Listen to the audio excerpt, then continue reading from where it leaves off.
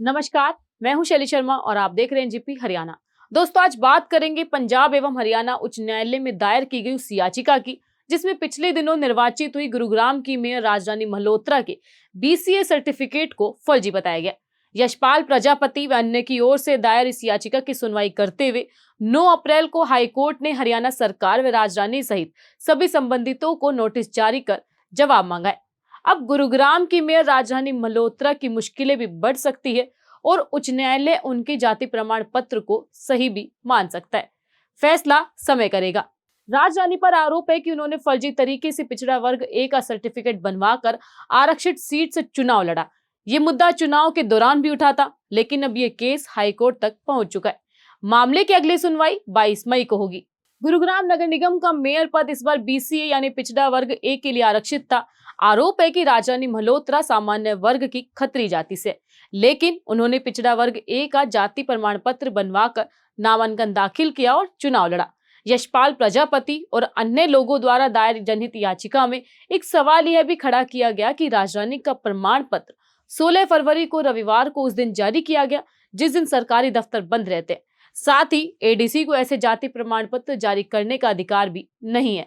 Media reports के अनुसार जब इस मुद्दे पर मेयर राजरानी मल्होत्रा और उनके पति तिलकराज मल्होत्रा से सवाल किया गया तो उन्होंने मीडिया से बातचीत करने से इनकार कर दिया।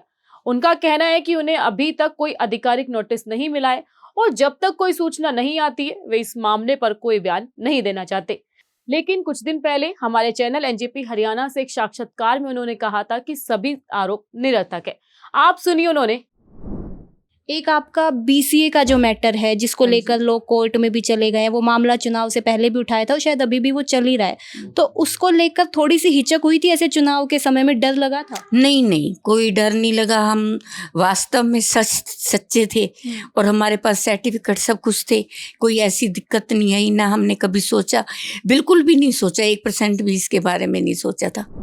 मल्होत्रा की बात आपने सुनी, उनका पक्ष अपनी जगह, लेकिन अब सब कुछ अदालत से तय होगा।